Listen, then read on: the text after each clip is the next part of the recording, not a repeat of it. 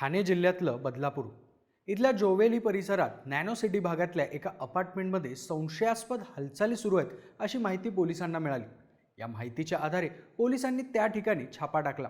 त्यानंतर जे काही समोर आलं त्याने अख्खा महाराष्ट्र हादरलाय। पोलिसांना इथं मोठ्या प्रमाणात इंजेक्शन्स, मेडिकल इक्विपमेंट्स आणि औषधांचा साठा सापडला। या प्रकरणी 3 महिलांना अटक करण्यात आली। या अपार्टमेंटमधून एक मोठं रॅकेट चालवलं जात होतं। हे रॅकेट IVF शी संबंधित होतं। इथे स्त्री बीज म्हणजेच फिमेल सीड्सची तस्करी चालायची। महिलेच्या शरीरात दर महिन्याला फिमेल सीड्स तयार होत असतात, जे प्रेग्नन्सीसाठी आवश्यक असतात। या फिमेल सीड्सची अवैध तस्करी बदलापूरमधून केली जात होती। या प्रकरणात तब्बल 300 पेक्षा जास्त महिला पीडित आहेत। यांच्या लिंक्स केरळ, तमिळनाडू या राज्यांपर्यंत आहेत। आता पोलिसांनी कारवाई करत हा सगळा प्रकार उघडकीस आणलाय। पण पोलिसांनी ही कारवाई कशी केली? बदलापूरमध्ये फिमेल सीड्सची अवैध तस्करी कशी केली जात होती?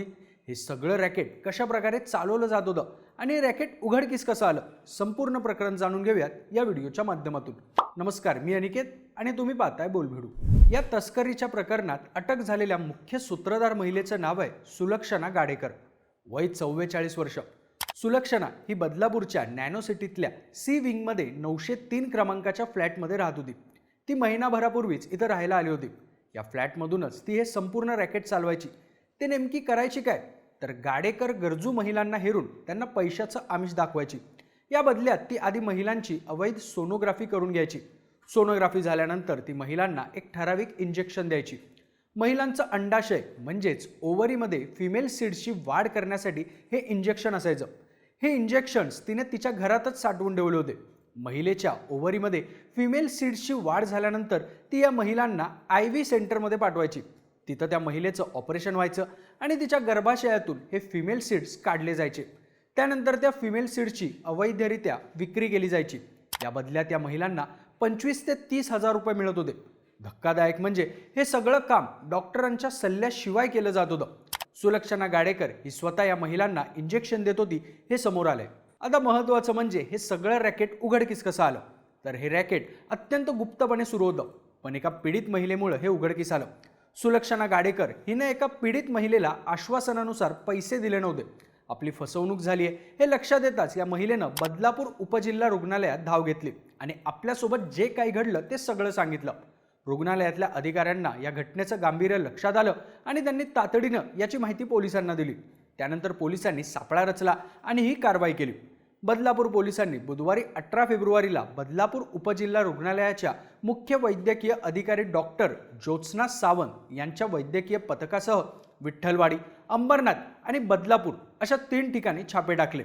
या छाप्यांदरम्यान पोलिसांना या रॅकेटचे अनेक पुरावे सापडले। पोलिसांनी घटनास्थळावरून 8 लाख रुपयांचे इंजेक्शन आणि वेगवेगळ्या औषधांचा साठा जप्त केलाय। तसंच सुलक्षणा गाडेकर हिच्या मोबाईलमध्येही अनेक धक्कादायक पुरावे सापडलेत।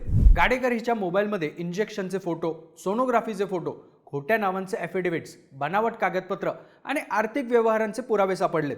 तसंच तिच्यावरती महिलांचं शारीरिक शोषण केल्याचाही आरोप आहे। या रॅकेटमध्ये सुलक्षणा गाडेकर ही एकटी सहभागी नव्हती। पोलिसांनी तिच्यासोबत आणखीन 2 महिलांनाही अटक केली आहे। अश्विनी चाबुकस्वार आणि मंजुषा वानखेडे अशी या महिलांची नावं आहेत।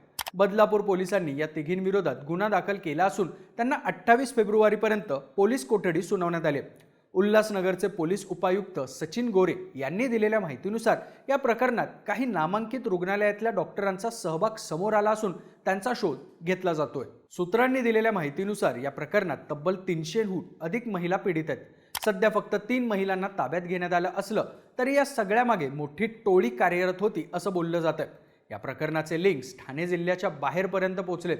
तपासात समोर आलेल्या माहितीनुसार या फिमेल सीड्सची विक्री फक्त महाराष्ट्रातच नाही तर केरळ, तमिळनाडू, कर्नाटक आणि आंध्र प्रदेश सारख्या राज्यांमध्येही होत होती।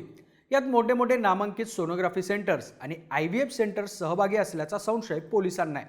माध्यमांमधल्या बातम्यांनुसार हे तस्करीचं जाळ फक्त बदलापूरपुरतं मर्यादित नव्हतं, तर ते अंबरनाथ, उल्हासनगर, कल्याण आणि नाशिक सारख्या भागातही असल्याची शक्यता आहे। यासाठी उत्तर प्रदेश आणि बिहार सारख्या राज्यांमधून महिला आणल्या गेल्याचाही संशय आहे। वैद्यकीय नियमानुसार एका महिलेकडून फिमेल सीड्स काढून घेण्याची एक ठराविक मर्यादा असते, पण या टोळीनं पैशासाठी सगळे नियम धाब्यावर बसवले होते। एकाच महिलेकडून वारंवार फिमेल सीड्स काढण्यासाठी ही टोळी बनावट आधार कार्ड आणि इतर कागदपत्रांचा आधार घेत होती, वेगवेगळ्या नावांनी कागदपत्र तयार करून एकाच महिलेकडून अनेकदा ही प्रक्रिया करून घेतली जात होती, असंही तपासात समोर आलंय.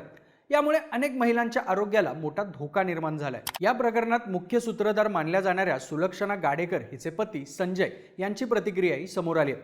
आपल्या पत्नीला फसवण्यात येत असल्याचा आरोप त्यांनी केलाय.